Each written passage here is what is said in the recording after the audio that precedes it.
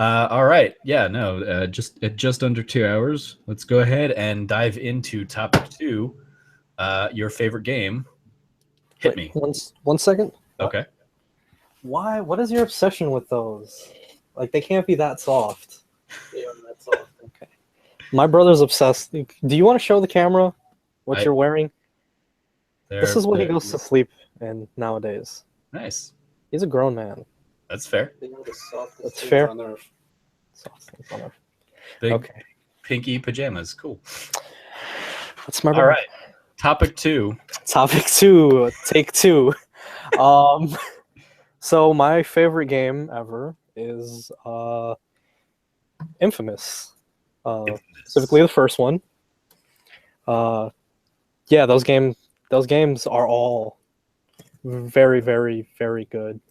I'm with Colin, I believe, who's of the mind. Well, I think everybody's of the mind, actually, not just Colin. That inFamous 2 is better than inFamous. Okay. And inFamous Second Son was a lackluster follow-up to that, but still a very good game in its own right. But the first inFamous specifically sticks out to me. Just for the sake of a cool, well, not a cool story, but a story to tell. I came home the day that inFamous came out, and I ran home, and I immediately grabbed my wallet, which had $60 in it to pay for inFamous, and I ran back out to run to my local GameStop to buy inFamous.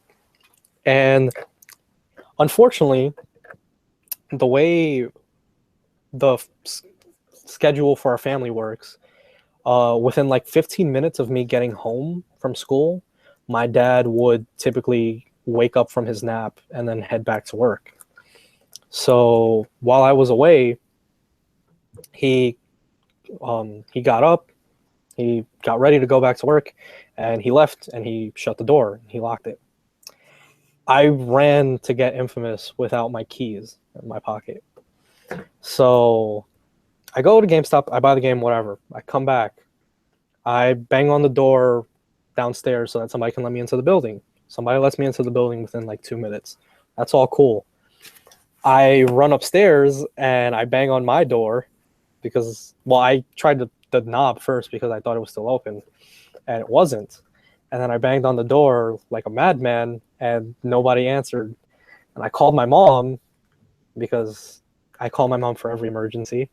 And I tell her, like, hey, can you come here? Because I'm locked out. And she says, sure, I'll be there at around 6. It's like 4 right now. And I tell her, okay, I'll see what I can do. The problem here is that I had to pee. And so if I went too far away from where I was, I probably wasn't going to make it to the closest bathroom I could use. And especially if I ran to the closest place, I was definitely going to pee like on myself on the way out.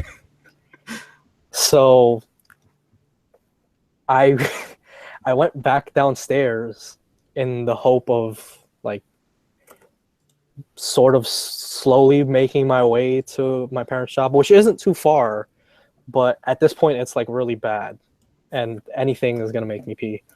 And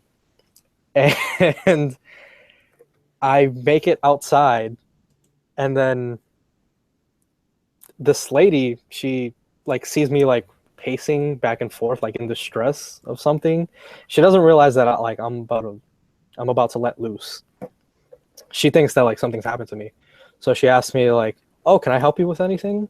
And I tell her like, oh, I need to get here, but like I'm having like a little, like I need to use a bathroom. Is there any chance that I could use yours? And she says, oh, sure. And then I'm like, thank God, you're my hero right now. You're actually Jesus descended from the clouds right now, coming just to save me. And so she lets me back in, and luckily she's on the first floor. She lets me into the apartment. Before I can make it to the bathroom, I pee myself in her apartment. And that, I mean, it wasn't even a small one. Like, there's not just like a little sign of pee. I wet my whole right pant leg. And at, like, not even just outside her front door, I'm in, like, her living room. And I just wet myself and I wet her floor. And the only thing I can do at this point is, like, just say I'm sorry as it comes trickling out. And despite it all, you love inFamous. And despite it all, I love inFamous. inFamous started with a bang for me. So, I mean, it was all downhill from there, but no, like inFamous is a great game. But it's unfortunate that that's how inFamous started. That was the only thing that, like, made me happy. The fact that I had inFamous was the only thing that kept me happy during that whole ordeal. You kept P off of inFamous. I kept P off of inFamous. I had a copy of inFamous in my hand, and I knew I was going to play that all night. So, despite the fact that I peed myself in a stranger's house, by the way, I've never seen this lady since. Oh, okay. Like, I don't know if I've just like subliminally avoided her, or if I just don't remember her face again. But I have for sure never seen this lady since that day. And yeah, I called my mom. I told her that I peed myself, and she immediately came over to unlock my door. And in the back of to her, I was just like, thank you for, like, coming to unlock the door. In the back of my head, I was thinking, why the fuck couldn't you make it here before so I didn't have to pee on myself in this lady's house? And yeah, then I showered for a really long time. I rethunk my life while I was in the shower. I think that was the day that from there on I decided I have to pat myself down at the door to make sure I have my keys. And yeah, then I put in inFamous, and inFamous turned out to be one of the greatest games ever. It's a comic book in video game form. Mm-hmm. Those, like, stylized cutscenes like that are my favorite. I remember when there was a trailer for inFamous 2, it showed the scene where you rescue Quo, I think, from the people who gave her ice powers. And it was, instead of actually just being a cutscene, it was like a stylized cutscene in comic book form of him, like, coming down into a dark room, and he's, like, surrounded by light, and he, like, lifts her up and he, like, gets her out of there. And those were always incredible. It was the first game I ever played that made me make moral decisions, like whether to be good or bad. Mm-hmm. I'd heard about Fable before, but obviously Fable was on Xbox, so I never played those games. Yeah, it was the first game to make me make moral decisions like that. Zeke will forever be the homie. And at least a small part of that is the fact that my brother's name is Ezekiel's. And growing up, we'd call him Zeke. So it was just like, hey, I mean, my brother was never been like a wannabe cop or fat or a lazy person like Zeke, but, like, it was just like, oh, he has, like, the same name. Like, yeah, you don't get some people just don't get their names in video games all that much. Yeah, so it was a neat connection to have, like, to it really was Trevor in GTA 5. So I was like, awesome, great. Yeah, you got named after one of the greats. My name video game again. Yep. But yeah, so yeah, Zeke became, like, it was a neat thing that, like, my brother was, like, a nice parallel to Cole's brother. His girlfriend's name was Trish, if I'm correct. Yeah. Trish was just, I mean, I had never played a game at that point where you had a girlfriend. So it was like a neat, like, I don't know, inFamous was one of the first games that introduced, like, a lot of deeper characterization and gameplay systems than a lot of the games I had played before. So, like, upgrade systems were new to me with inFamous. Yeah, the fact that you could have a character that was your character's girlfriend was a weird thing for me because it, like, forced me to care. I mean, I'm not crazy because they've said it as much. It was neat having Empire City, which is, like, kind of based off of New York City. Mm-hmm. At the time, I thought it was one of the most beautiful games ever, and I've gone back and that game looks awful. But it looked good for the time. it looked good for its time, but it's so weird, especially the first scene where you're coming out of the crater and like you're making your way through like the parking lot, and then the thunder like hits you on the bridge, and like the animations of the characters around you when that happens is so bad. Especially like Zeke's reaction on the other side of the bridge as that happens, and then I don't like that game. That game's old. I'm laying into it because it's old, but the fact is it is old. Yeah, Infamous is just a great game. Like what do you think of Infamous?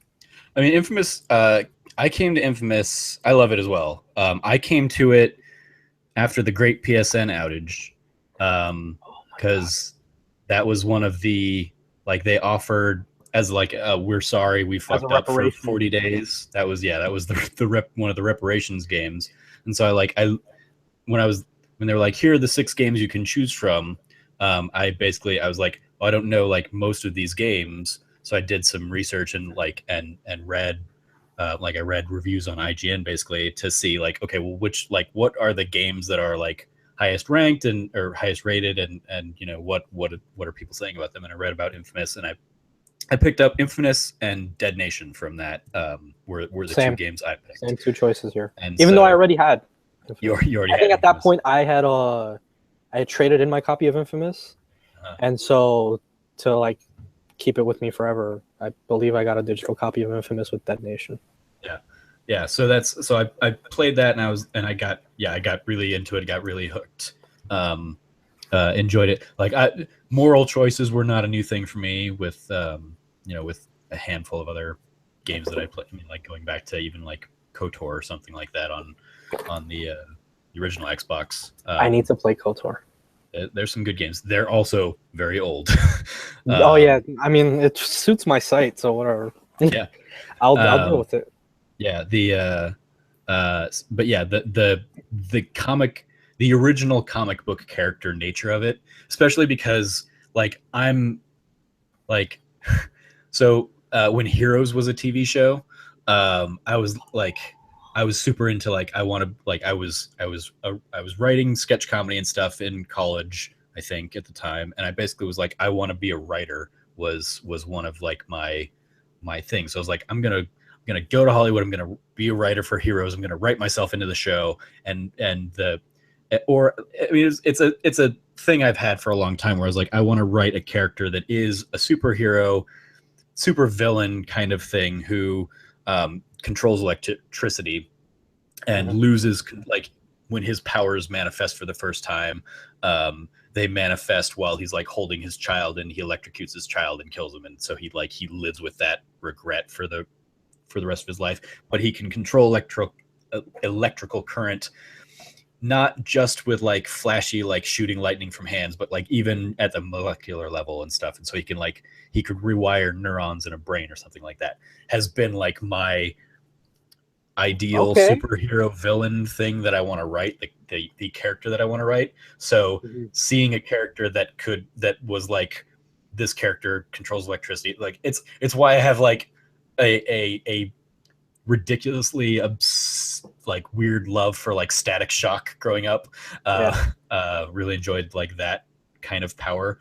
And so yeah, that seeing a character that can control electricity, I was yes, I'm in. I'm this is awesome.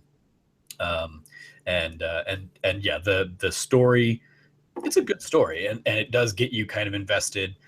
It does the thing that moral games always do, that I think is the big weakness of them, in that you have to be all good or all bad, or you just kind of miss out on some things. So you can't play kind of middle of the road, and you can't do oh, I'm going to be good here, I'm going to be bad here. But I tried doing that my first time through. I ended up getting locked out of certain abilities and stuff. I was well, that sucks. Yeah, that was the unfortunate part. It tied the morality to the abilities you could have. Because I played good the first time, and then I played bad the second time, and I realized on the bad playthrough holy shit, the bad guys have all the good like spin on the abilities, and the good guys got shit the whole time. And I mean, I've played that game. Like I used to play that game all the time. I've done whole playthroughs of that game at least 20 times. Wow. Yeah, it's easily the game I've replayed the most. I don't know if in-game time that ranks up like to a lot, but I've definitely played that game a lot. And I on my third playthrough I did like a mix match, and then that's where I realized like there's no proper balance to this. Like I can't get one thing and then maybe get another on these two different points on these two different scales. And then I realized like that was the biggest problem with the game on that playthrough. Yeah. But yeah, it was really unfortunate how that worked. But yeah, no, like I mean, like yeah, I love the like I love the how it's a tragic story no matter what kind of no matter what way you play it. It's do you lean into the tragedy or do you try and fight against it? That ending with what happens with Trish based on if you're being good or bad or whatever. Yeah.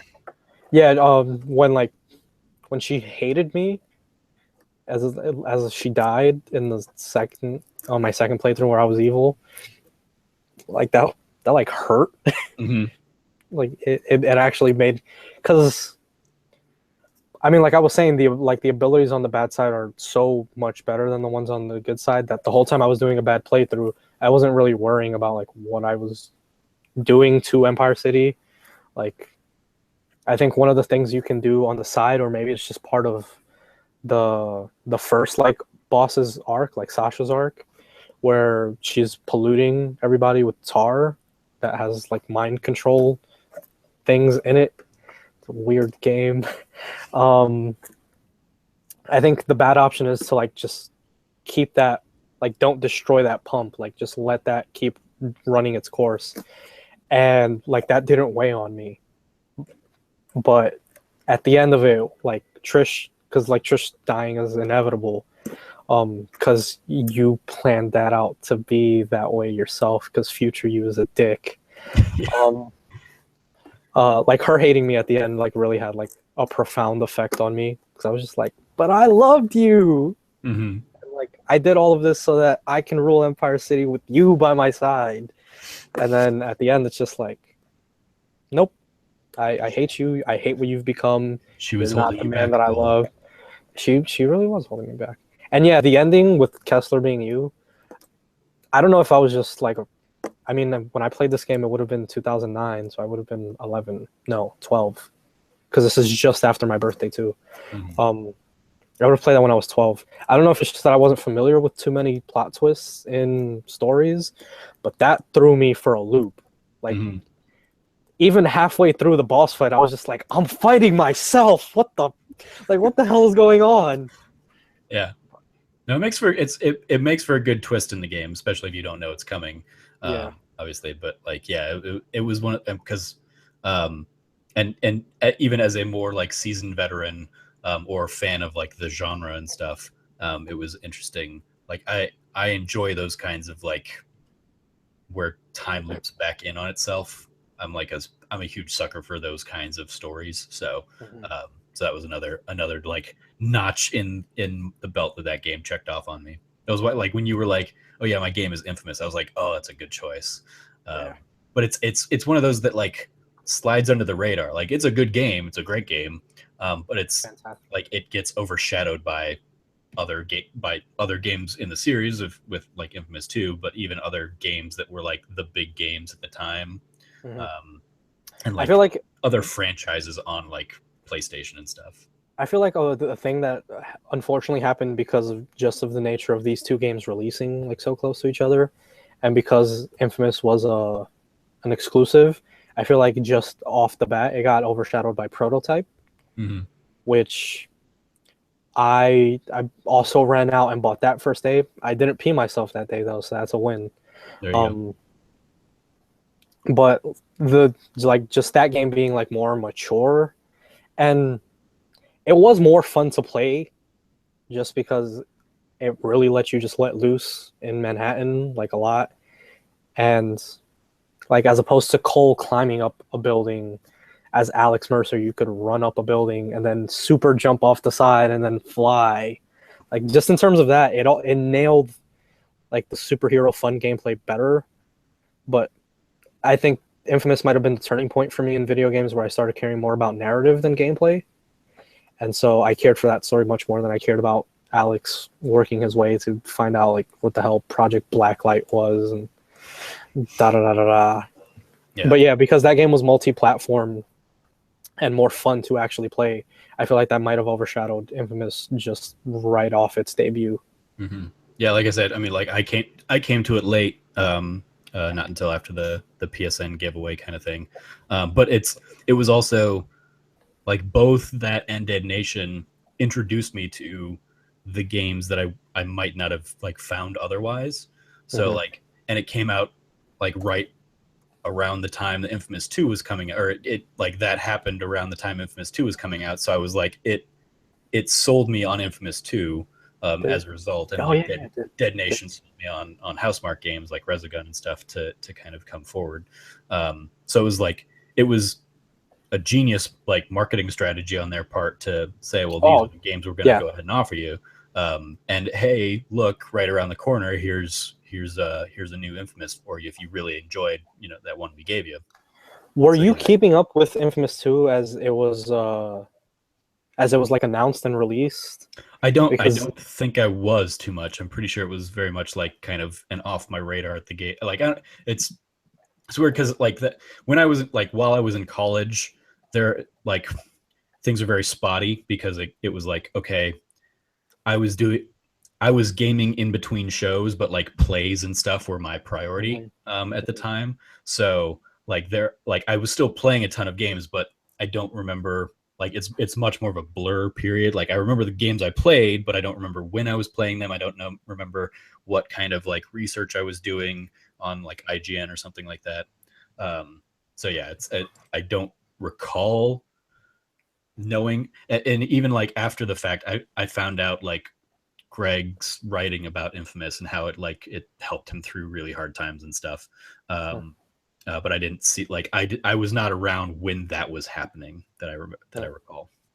Infamous 2's announcement was really weird for me because I had played Infamous so much that I was like, I mean, you don't have to play it much to be deeply familiar with how Cole looks, but when they they announced, I do recall like controversy over his new look. Yeah, his new look made him look like a Russian mobster. Like he looked like a guy called like Vladimir, not made him generic Cole McGrath. Yeah, generic game character. And that was the most off-putting. That was the most off-putting thing I had seen like all year.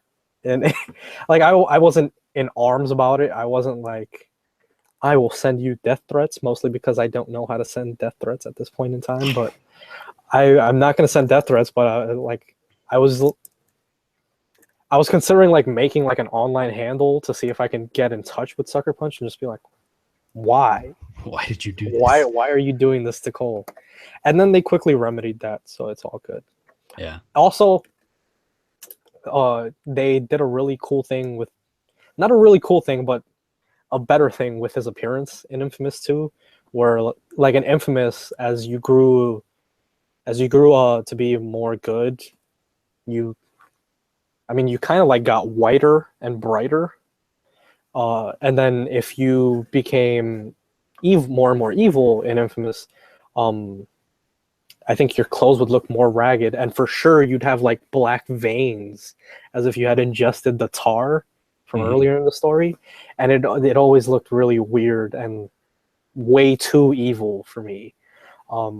Whereas in Infamous 2, luckily, they mostly just relegated like his moral stance to his shirt color. Yeah, which is a much better thing to do. I don't know why they went that extreme right off the bat, but kudos to Sucker Punch for figuring it out a little late, but figuring it out. Yeah. So why does one stand out above two for you, which you said earlier is probably the better game, but your favorite in particular is Um, it mostly has to do with the fact that it was the origin story and it's what introduced me. Because like Infamous, it's a franchise. I mean, it's 3 games. It's its own like spin-off comic book. There's definitely potential to go back to that for more stories. So like as a franchise, like I love Infamous. It's probably one of my favorites. But just because of the fact that Infamous was the one that like introduced me to it. And it was my first superhero game like that. Like the closest I'd gotten to a superhero game was the Batman Rise of Sinsu game that I told you earlier, and that was just a brawler. Mhm. Like it wasn't anything special. And like I was saying earlier, at the time, Infamous was the game that introduced me to a lot of the systems that became commonplace in games around that time.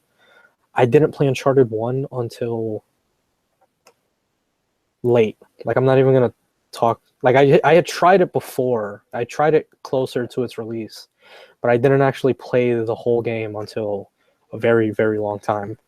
And so I wasn't too familiar with you climbing up things. And I definitely played Assassin's Creed after Infamous. And Infamous was the first game where I could climb up a building. And just playing with electricity powers were cool. Like I appreciated that it wasn't just I can shoot electricity. It was also like I can make electricity into a bomb. Mhm. I can do a pulse wave. Um, I forget what his other ability was. I don't know if it was added in that game. I think it was the precision aiming. Like it took like shooter conventions and then put them in a third-person game without it being a shooter. And I don't know, that was just cool. Like Yeah. it's not a wholly original thing, but it was all brand new for me, and that like made Infamous stand out above the rest. And then yeah, its story,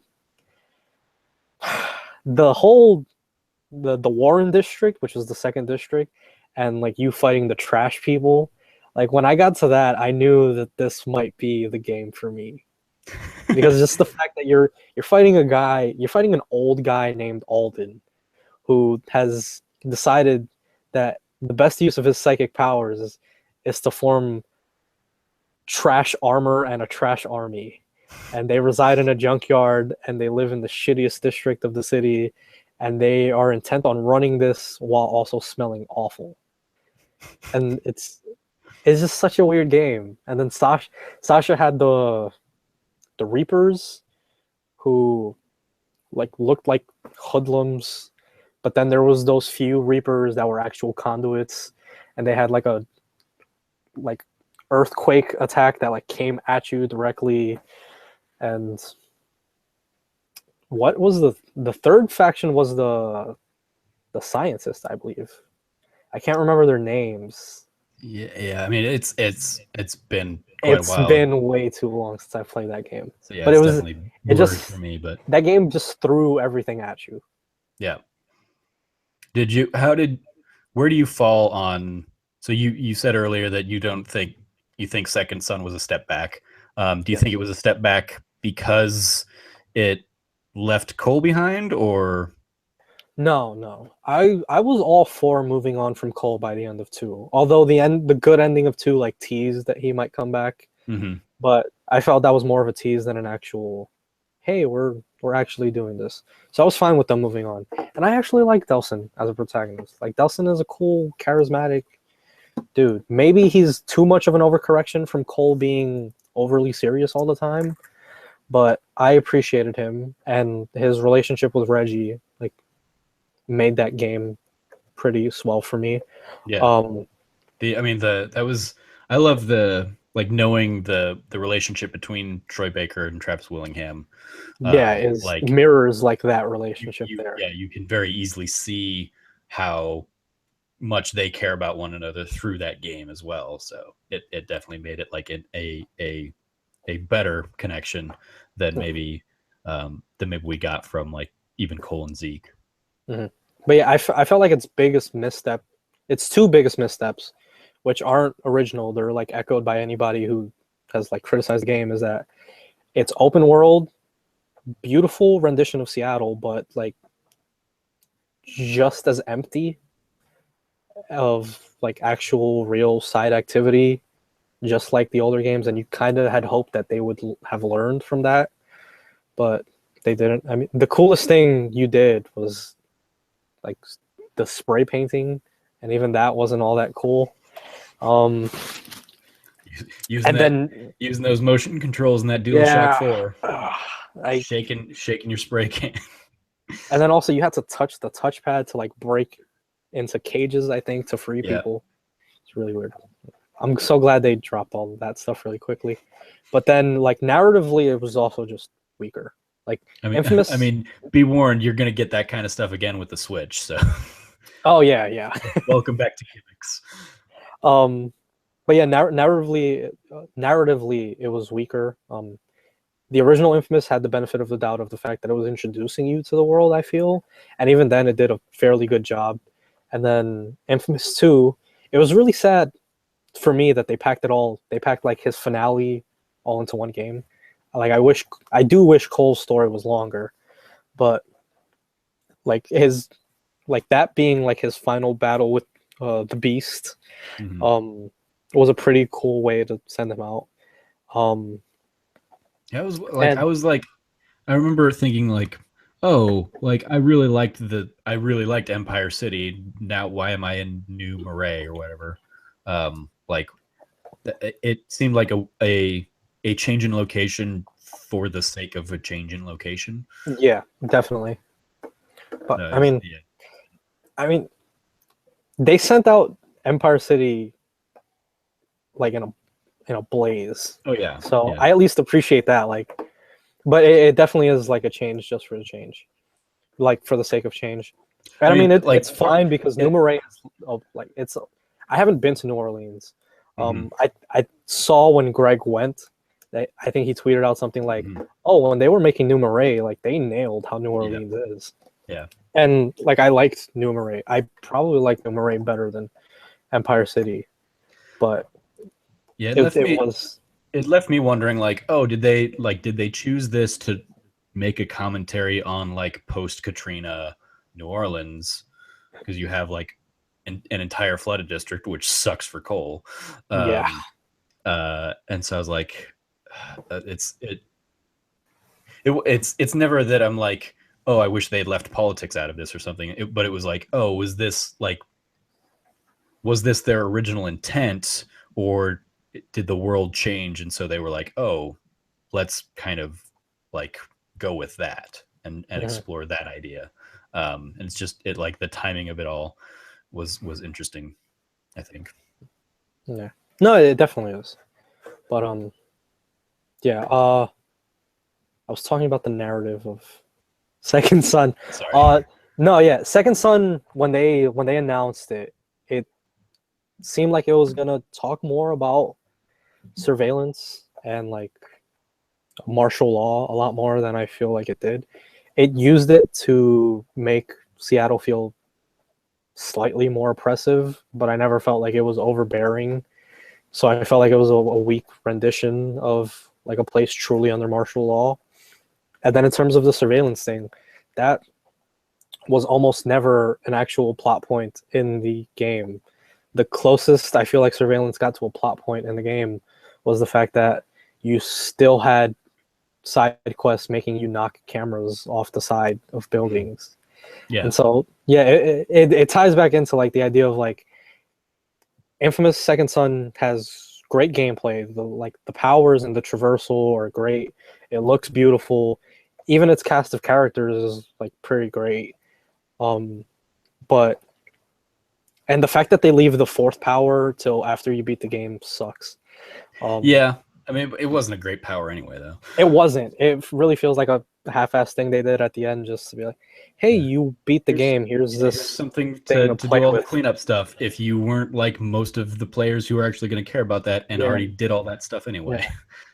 But it just feels like it should have been a step forward. Like it's a step back because it didn't take a step forward. Mm-hmm. It revels in itself, like just a little too much. Yeah, I don't know if I even thought about it until you mentioned it, but yeah, the whole like martial law, because the whole premise behind it, the city being under martial law, is because Seattle being like overrun with conduits or something. Yeah. It's like, no, really, there's like the 4 that weren't even there until like Mhm. they got broken out of the facility or whatever. Yep. Side of everybody like who has the concrete power from, I don't even remember her name anymore, the villain. Like Augustine. Augustine, yeah. It's like her and her crew are the only like conduits in the city, Yeah, really. they're the only So conduits really there. so like the whole reason for the martial law seems unnecessary and unwarranted. But yeah, I mean, yeah, I enjoyed it. I still enjoyed Second Son for, I think it was might have been like my first PS4 Platinum or something like that. It was definitely my first PS4 Platinum. Yeah, like I enjoyed it. I enjoyed it enough for what it was, but yeah, I thought, I was like, this is missing something. Whether, I mean, in part maybe because it was basically like a combination of Infamous 1 and 2, where like Infamous 1 you had kind of the getting to know Cole story, and then Infamous 2 you had the expansion of his powers. This was throwing it all in one. So you're getting to know Delsin as he's getting multiple powers to kind of go around the city. It was like, maybe it was kind of too much in one game and not enough, like none of it fleshed out enough. Yeah, still a great game though. Still. Yeah, and absolutely. smoke powers surprisingly worked out well. Like when I heard that he had smoke abilities, I thought, how is this gonna work? Mm-hmm. And then it worked out pretty fine. Neon is still the best though. Yeah, I mean, once you get Neon, like, there's no reason to go back to smoke powers. Yeah. And then video was just weird. Yeah, that was where I was like, when the powers became like, oh, not elements, but like 21st century elements or whatever, and like concrete and stuff. It's like none of those are like naturally, like Neon is natural, sure, but it's like, what? This is all just industrial stuff because you were like, oh, we have already done lightning, fire, and ice. Oops. Yeah. But no, Infamous, a great game, worthy addition to the favorite games. Any final thoughts on the game or the series? The bad ending of Infamous 2 breaks my heart because I don't know if it's spoilers at this point. I mean, the game is.